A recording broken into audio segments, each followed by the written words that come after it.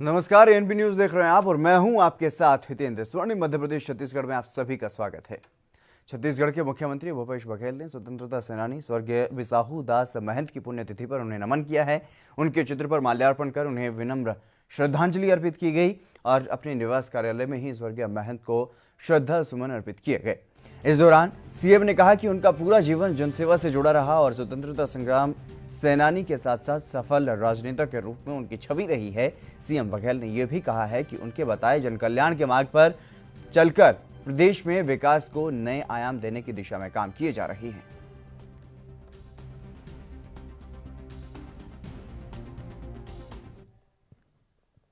राम मंदिर निर्माण को लेकर तमाम सियासी प्रतिक्रियाएं सामने आ रही हैं और इसी बीच मध्य प्रदेश के विधानसभा में प्रोटेम स्पीकर रामेश्वर शर्मा ने भी एक बयान दिया है। 5 अगस्त को अयोध्या में राम मंदिर निर्माण के लिए भूमि पूजन होना है। इसे लेकर उन्होंने कहा है कि जैसे ही राम मंदिर का निर्माण शुरू होगा वैसे ही कोरोना का विनाश भी शुरू हो जाएगा। भारत के लिए और संपूर्ण सनातन संस्कृति को मानने वाले लोगों को लिए और विश्व के मानचित्र पर मानव संस्कृति की रक्षा करने वाले भगवान श्री राम का मंदिर बने, ये सर्वोच्च न्यायालय ने बोल दिया है।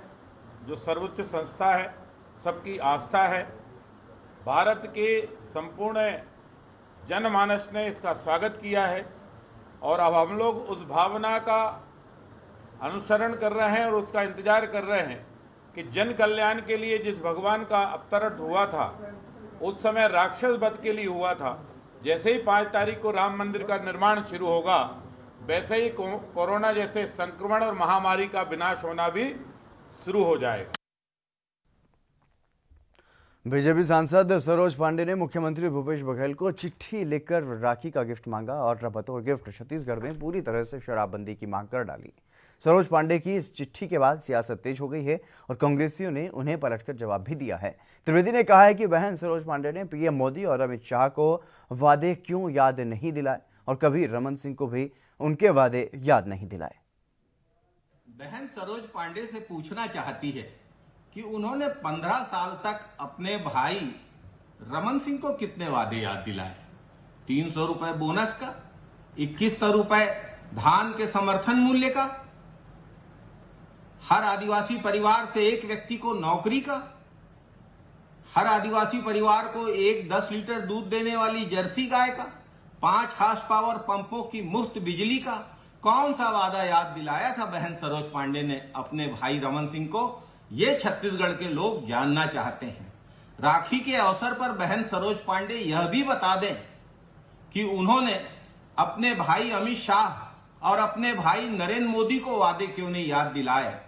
15 लाख सबके खातों में आने की बात कही थी, 2 करोड़ रोजगार के अवसर हर साल देने की बात कही थी मोदी ने तो कहा था किसानों की आय दुगनी करेंगे। यह भी कहा था स्वामीनाथन कमेटी की सिफारिश लागू करेंगे। कुछ भी तो नहीं किया नरेंद्र मोदी ने। सरोज पांडे दिल्ली में सांसद हैं, प्रधानमंत्री का आवास दिल्ली में है। उनको तो राखी के अवसर पर प्रधानमंत्री मोदी के आवास में जाकर इन बातों को पूरा करने के लिए प्रधानमंत्री मोदी को कहना चाहिए। मध्य प्रदेश के भोपाल में गृह मंत्री नरोत्तम मिश्र ने कोरोना समेत तमाम मुद्दों पर प्रतिक्रियाएं दी हैं। उन्होंने कहा है कि त्योहार आ रहे हैं लेकिन सभी को ध्यान रखना है, कोई भी भ्रम ना फैलाए, सभी सतर्क रहें। कांग्रेस विधायक आरिफ मसूद के ईद मनाने की बात पर उन्होंने कहा है कि हर विषय पर राजनीति ठीक नहीं है, लोगों की जान पहली प्राथमिकता है। और वहीं अलग अलग शहरों में लॉकडाउन पर उन्होंने कहा कि जहां भी कोरोना बढ़ा वहां कोरोना की चेन तोड़कर कोरोना पर कंट्रोल किया गया। उपचुनाव के लिए मतपत्र से चुनाव की मांग को लेकर के कांग्रेस पर उन्होंने निशाना साधा है। मेरी तो सभी जनप्रतिनिधियों से प्रार्थना है कि हमारी प्राथमिकता पहले हमारे लोगों का स्वास्थ्य है, उनका जीवन है। राजनीति करने के बहुत सारे अवसर हैं और आते भी रहेंगे और जाते भी रहेंगे। इसको किसी धर्म या इबादत या उससे न जोड़े। कोरोना ऐसा नहीं है कि भोपाल में ही है, अभी ग्वालियर लॉकडाउन में पिछले 8 दिन से है। वो तो उस समय तो कोई त्योहार नहीं था। उसके पहले मुरैना में जनता कर्फ्यू रहा, अभी भोपाल संभाग में भी हमारे नसरुल्लागंज में लगा हुआ है। मुख्यमंत्री जी के विधानसभा क्षेत्र में, माननीय शिवराज सिंह जी के विधानसभा क्षेत्र में लगा हुआ है। भाई ये परिस्थिति जन्य है। मैंने कल भी कहा था कि उसकी व्यापकता को देखकर ये निर्णय लिया है। किसी त्योहार को देखकर बीमारी नहीं आती है, या किसी की जाति देखकर कभी कोई बीमारी नहीं आती है, और इसलिए उसको इस तराजू पे नहीं तौलना चाहिए। लोगों का जीवन हमारे लिए पहले है।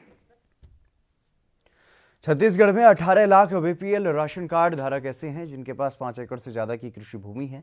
पिछले काफी समय से चल रही जांच के बाद इस बात का खुलासा हुआ है, जिसके बाद खाद्य विभाग भी सख्ती में आ गया है। और दूसरी ओर मंत्री अमरजीत भगत ने इस मुद्दे पर स्पष्ट किया कि गलत तरीके से बने राशन कार्ड निरस्त किए जाएंगे।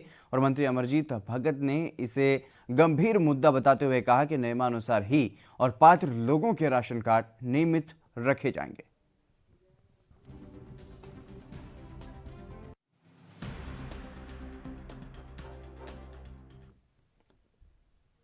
मध्य प्रदेश के उज्जैन में बाबा महाकाल के दर्शन करने के लिए तुलसी सिलावट पहुंचे और इस दौरान उन्होंने बाबा महाकाल की पूजा की। उन्होंने भगवान महाकाल से प्रदेश की खुशहाली और कोरोना वायरस से मुक्ति के लिए प्रार्थना की। मीडिया से बातचीत के दौरान कैबिनेट मंत्री तुलसी सिलावट ने पूर्व मुख्यमंत्री कमलनाथ के उस बयान पर भी तंज कसा है जिसमें कमलनाथ ने कहा था कि विधायक दल की बैठक में तब ही लूंगा जब राजभवन में फिर से शपथ लूंगा।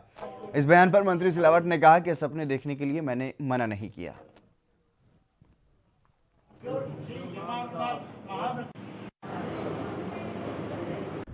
जब प्रार्थना करने आया वो सभी चीज उनके चरणों में जो दिल की इच्छा थी वो समर्पित कर दी। मुझे पूरा विश्वास है कि आपका यहाँ से आशीर्वाद कोई खाली हाथ जाता नहीं है। मंत्री जी, कमलनाथ जी ने ये कहा था कि विधानसभा जो विधायक मंडल की जो बैठक होगी अब वो मैं सीएम की शपथ लूंगा उसके बाद ही करूंगा, तो इस पर आपकी सेटिंग नहीं। अब मैंने सपने देखने के लिए मैंने थोड़ी मना किया। छत्तीसगढ़ के कवर्धा के गांव दमगढ़ में क्वारंटीन सेंटर में एक मौत का मामला सामने आया है। बीती रात को स्कूल की खिड़की में गमछे से झूलती हुई युवक की लाश पाई गई और युवक चेन्नई से लौटा था। इसके बाद उसे गांव के ही सेंटर में क्वारंटीन किया गया था और गांव के सरपंच शिवनाथ महोबिया का ये कहना है कि युवक अकेला होने के कारण डरा हुआ था। वो बार बार प्रशासन से अपने घर में होम क्वारंटीन किए जाने की गुहार लगा रहा था। उसकी बातों को गंभीरता से नहीं लिया गया और सूचना मिलते ही प्रशासन और स्वास्थ्य विभाग में भी हड़कंप मच गया। टीम मौके पर पहुंचकर मामले की जांच पड़ताल कर रही है।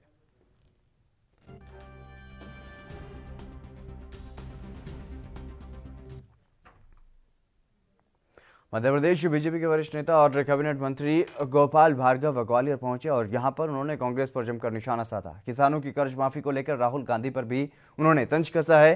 उन्होंने कहा कि राहुल गांधी ने 10 दिन में कर्ज माफ करने की बात कही थी और ऐसा ना होने पर सीएम बदलने की बात भी उन्होंने कही थी, लेकिन ऐसा कुछ भी नहीं हुआ। गोपाल भार्गव ने कहा कि कमलनाथ सरकार में किसानों के साथ भारी संख्या में किसानों ने आत्महत्या की है और ऐसा ना हो इस पर सरकार अब काम कर रही है।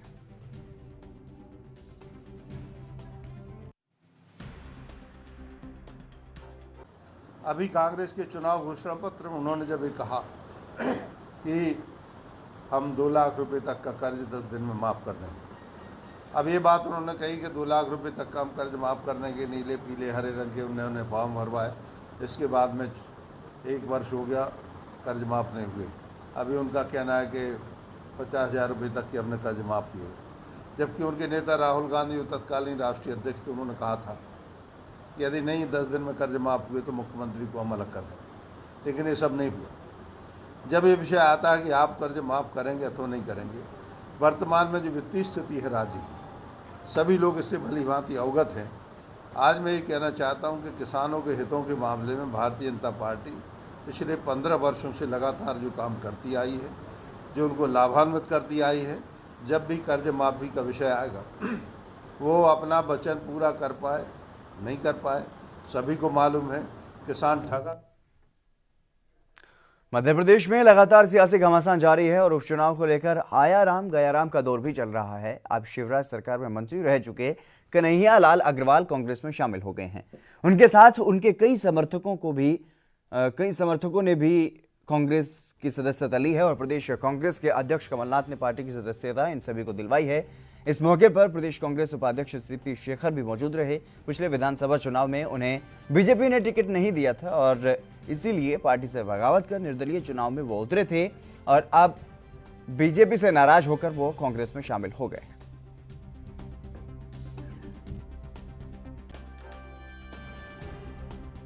जब अमित शाह जी के रोड शो का टाइम होके 1 बजने का टाइम हो गया था, उस समय चौराहे पे 500 आदमी इकट्ठे नहीं हो पाए थे, 500 आदमी।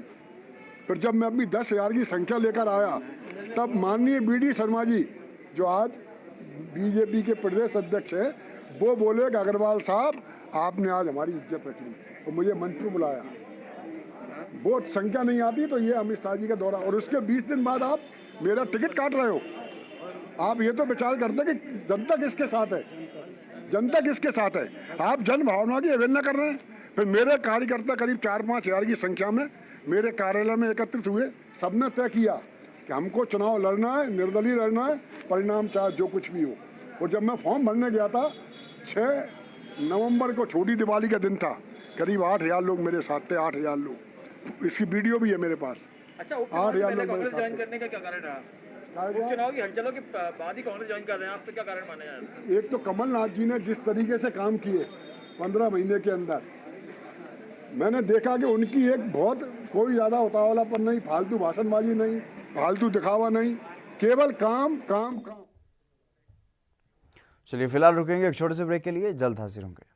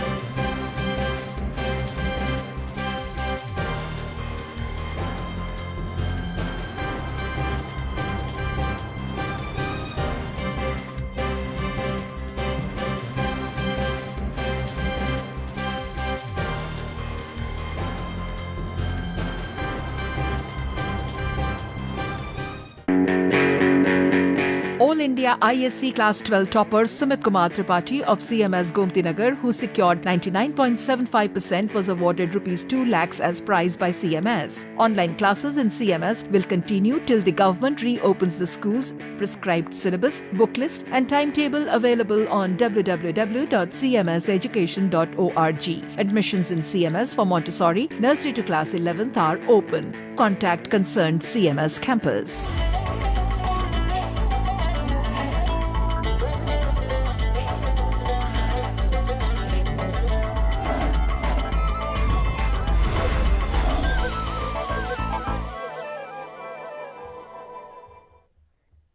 ब्रेक के बाद एक बार फिर से आप सभी का स्वागत है। खबरों में आगे बढ़ेंगे। छत्तीसगढ़ के बिलासपुर में कोटा नगर पंचायत के कुछ लोग एनओसी लिए बगैर मकान बना रहे हैं, जो नियम के खिलाफ है। वहीं नगर पंचायत पर ऐसे नगरवासियों के खिलाफ कार्रवाई नहीं करने का आरोप भी लगाया जा रहा है। और नगर पंचायत कोटा में कई लोग ऐसे हैं जिनके पास पट्टा तो है, लेकिन मकान बनाने के लिए नगर पंचायत से एनओसी नहीं ली है। बिना एनओसी के निर्माण कार्य शुरू कर दिया गया है।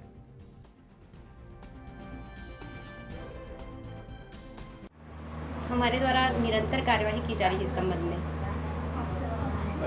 अगर मान लीजिए कोई हादसा होता है, उसकी जवाबदारी नगर पंचायत कार्यालय के प्रभारी लोग कौन लेगा?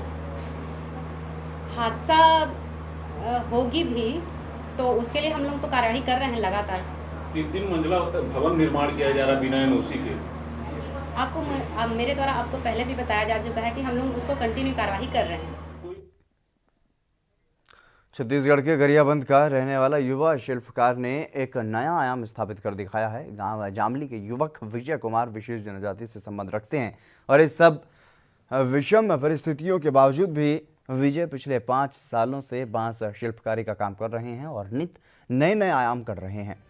बतौर कलाकार विजय बांस की राखियां, सजावट का सामान, खूबसूरत टोकरी जैसे कई कामों को कुशलतापूर्वक करता है और आकर्षक वस्तुएं बनाता है।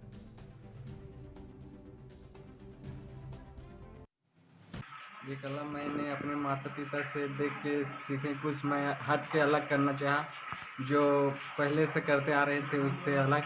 और मैं इसे 5 साल से कर रहा हूँ, पढ़ाई कर रहा हूँ। जैसे अभी कोरोना महामारी चल रहा है पूरे देश में, और पहले की अपेक्षा जो हम चीनी राखियों का इस्तेमाल करते थे, और आपने एक अच्छी पहल निकाली यहाँ पर कोरोना काल में एक स्वदेशी राखी का निर्माण किए हैं, और इसे आप क्या संदेश देना चाहेंगे देशवासियों को?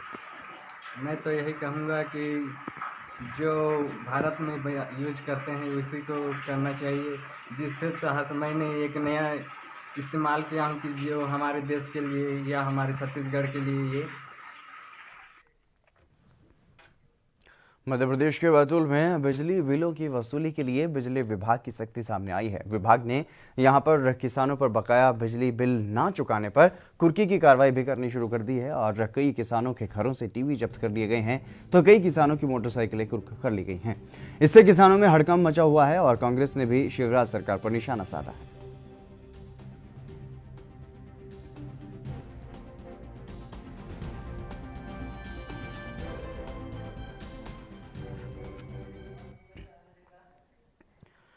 मध्य प्रदेश के छिंदवाड़ा से सांसद नकुल नाथ ने बीजेपी सरकार पर जन विरोधी और किसान विरोधी होने का आरोप लगाया है। उन्होंने कहा है कि बीजेपी से जनता आने वाले चुनाव में बदला ले लेगी और अब प्रदेश में हर वर्ग परेशान है। और साथ ही उन्होंने उपचुनाव को लेकर के कहा है कि इस बार युवाओं का नेतृत्व वो करेंगे और साथ ही अन्य युवा नेता भी कमान संभालेंगे।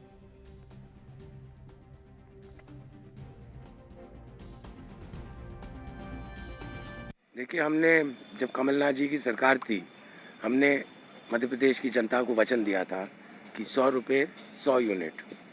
आज पूरे मध्य प्रदेश की जनता परेशान है। आज बिजली के बिल 4 गुना 5 गुना बढ़ के आ रहे हैं और मुझे पूरा यकीन है कि आने वाले उपचुनाव में भाजपा से हमारी मध्य प्रदेश की जनता बदला ज़रूर लेगी। यूरिया को लेकर देखिए, जब कमलनाथ जी की सरकार थी, हमारा किसान परेशान नहीं था, किसानों का कर्जा माफ़ हो रहा था, यूरिया की कोई कमी नहीं थी। ये तो मेरा मानना है कि 15 महीने जो भाजपा के दलाल बेरोज़गार थे, आज उन्होंने यूरिया की ब्लैक मार्केटिंग शुरू कर दी है और आने वाले समय में हमारा किसान भाजपा को जवाब देगा। सर, युवाओं का नेतृत्व आने वाले उपचुनाव में युवाओं का नेतृत्व मैं करूंगा। हमारे जो युवा मंत्री थे पिछले मंत्रिमंडल में, जैसे कि जीतू पटवारी, जयवर्धन सिंह, हनी बघेल, सचिन यादव, ओमकार मरकाम, ये सब अपने अपने क्षेत्र में और आने वाले उपचुनाव में युवाओं का नेतृत्व मेरे साथ करेंगे। Thank you sir.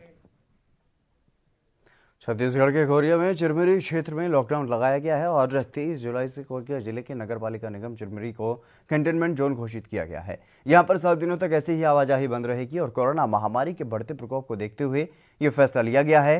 हालांकि इस दौरान जरूरी सेवाओं में लगे लोगों और पास धारकों को छूट भी दी जा रही है। हमारे संवाददाता ने भी स्थिति का जायजा लिया है। इनके बढ़ते हुए ग्राफ को देखते हुए कोरिया कलेक्टर ने चिरमिरी के नगर निगम को किया 7 दिनों के लिए लॉकडाउन और हम खड़े हैं अभी चिरमिरी के सीमा पर, जहां पे बैरियर लगाया गया हुआ है, आप देख सकते हैं। और यहां पे इनकी एक ड्यूटी है और इनसे बात करते हैं कि ये किन किन लोगों को आने जाने इनको दिया जा रहा है। बताएंगे सर आप?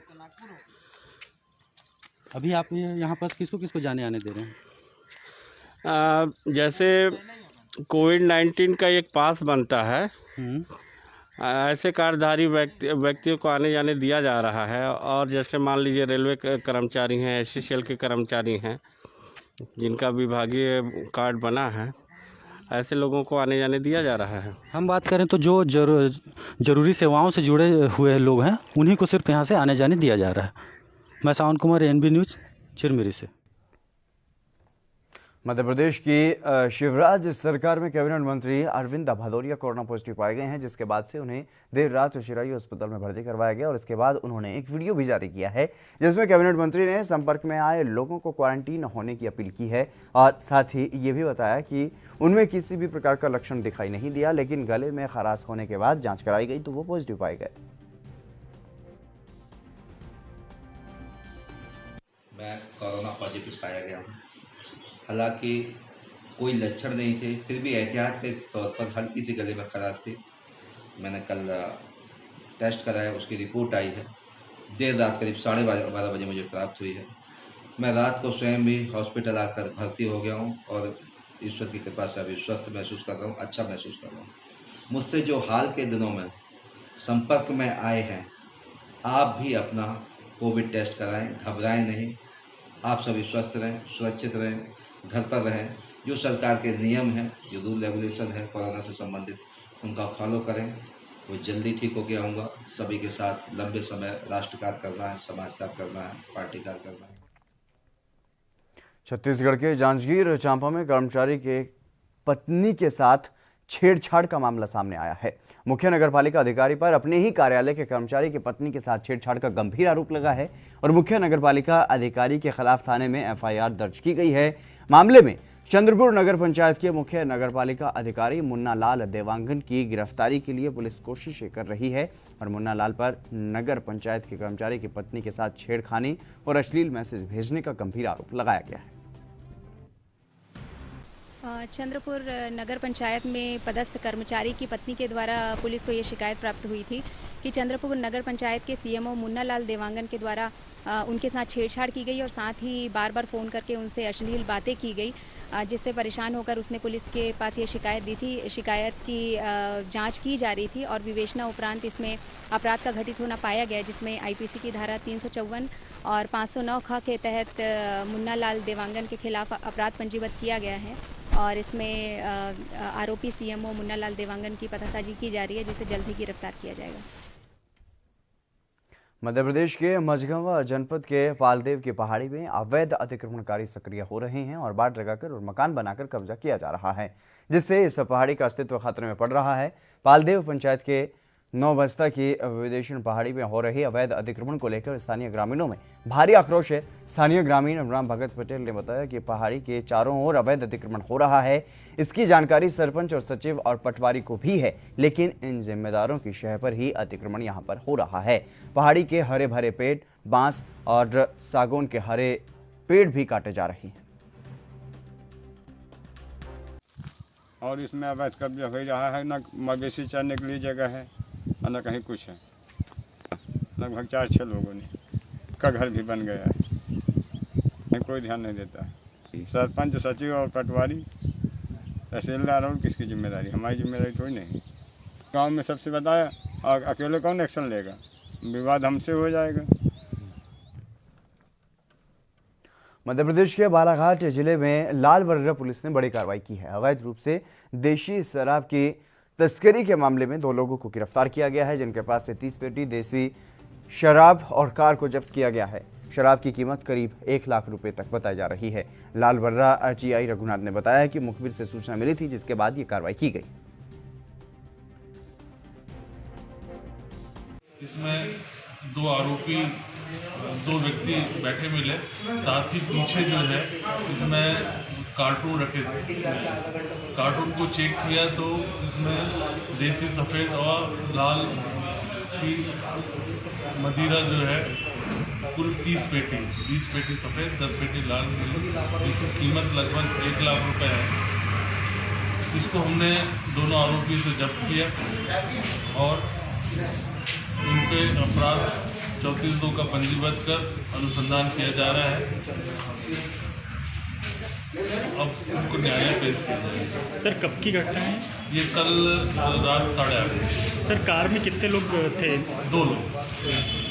तो सर, फॉलोऑन के जो चल रहे थे, पायलटिंग जो चल रहे थे, उनके नाम आ गए हैं। उनको भी आरोपी बनाया गया, शीघ्र उनकी गिरफ्तारी। मध्य प्रदेश के खंडवा जिले में ग्राम पंचायतों में आंगनवाड़ी भवनों का निर्माण कार्य चल रहा है और अधूरे काम को लेकर के जनपद सीईओ उदय प्रताप सिंह अब सख्त हो गए हैं। जनपद पंचायत के अधूरे निर्माण कार्यों को लेकर, विशेषकर आंगनवाड़ी भवनों को लेकर सख्त निर्देश दिए गए हैं। कुछ दिनों से शिकायत मिलने के बाद सीईओ ने कहा कि हमें इस मामले की जानकारी मिली है। 8 से 10 ऐसी ग्राम पंचायतें हैं जहां पर निर्माण कार्य अधूरा पड़ा हुआ है और वहां पर जांच कर दंडात्मक कार्रवाई की जाएगी।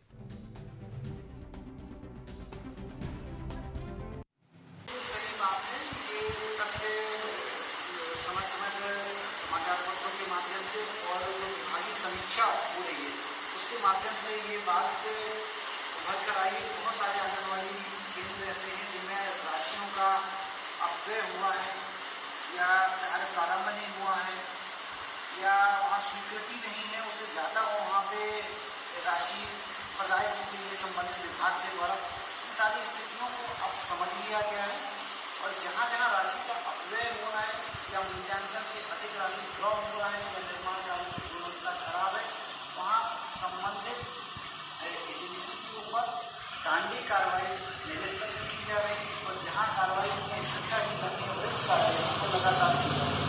और मैं आपको यकीन दिलाऊंगा आने वाले कुछ समय में आप इस कार्य में आप विधिवत आपको पारदर्शिता देखने को मिलेगी।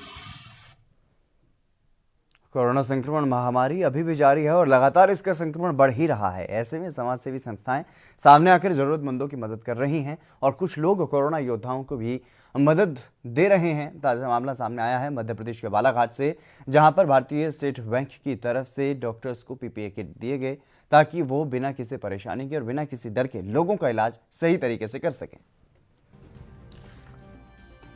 आज देखिए, आज की महामारी की स्थिति जो बनी हुई है हमारे पूरे देश में, उसमें जो जरूरी सामान है उसमें सबसे जरूरी सामान पीपीई किट ही है, ताकि हमारे कोरोना वायरस हमारे डॉक्टर्स हमारा अच्छे से इलाज कर सके और समाज की सेवा कर सके।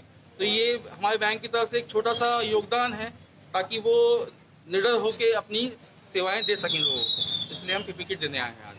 सर, क्या सभी ब्रांचों में ये कार्यक्रम हो रहा है या जहाँ जहाँ पॉसिबल हो सकता है वहाँ वहाँ शाखाओं से हमें हॉस्पिटल में और चिकित्सक को देने के लिए कहा गया है, तो वो हम अपने तरफ से प्रोवाइड कर रहे हैं सबको। कितने दिए सर आज? हाँ, कितने पीपीई किट दिए? आज 20 पीपीई किट दिए गए हैं हमारे द्वारा। चलिए इसी के साथ स्वर्णिम मध्य प्रदेश छत्तीसगढ़ में फिलहाल बस इतना ही, लेकिन आप बने रहिए ANB न्यूज़ के साथ।